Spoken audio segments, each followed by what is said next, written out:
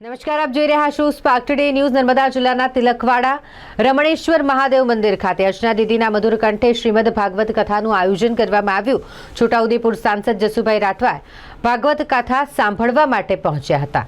તિલકવાડા નગરના નર્મદા કિનારે રમણેશ્વર મહાદેવનું મંદિર છે। અહીં એક સપ્તાહ માટે શ્રીમદ ભાગવત કથાનું આયોજન કરવામાં આવ્યું છે।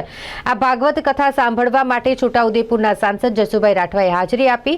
અર્ચના દીદીના મધુર કંઠે ભક્તો ભાગવત કથા સાંભળશે। તિલકવાડા ખાતે ભાગવત કથાનું જ્યારે આયોજન કરવામાં આવ્યું હોય ત્યારે ભક્તો પણ અનેરી ભક્તિમાં ખોવાયેલા જોવા મળ્યા।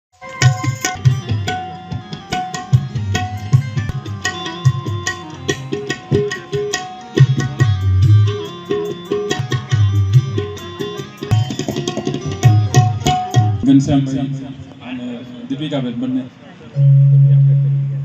પંડિતજી પરમ પૂજ્ય સરોવરદાસજી બાપુ યજમાનની સાથે સાથે આવી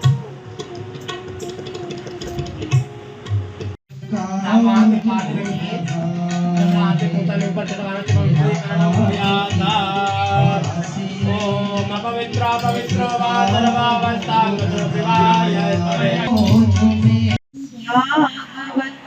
भगवान की महाराज की श्री सद्गुरु देव की श्री रमणेश्वर माता की जय।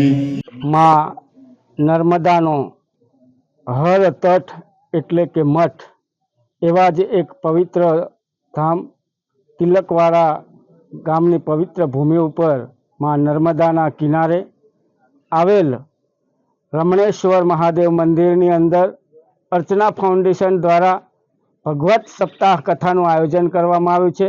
ત્યારે પાંચમા દિવસે અમને પણ આ કથાની અંદર રસપાન કરવાનો એક અવસર પ્રાપ્ત થયો છે। ત્યારે આજના તબક્કે હું આ વિસ્તારના તમામ હરિભક્તોને ખૂબ ખૂબ શુભેચ્છા પાઠવું છું અને मां नर्मदा ने प्रार्थना करूँ छूँ, महादेव ने प्रार्थना करूँ छूँ कि तमाम भक्तों की रक्षा करे और सुखी करे, संपन्न करे और एमनु जीवन दीर्घायु रहे। शुभेच्छा। वंदे मातरम। भारत माता की।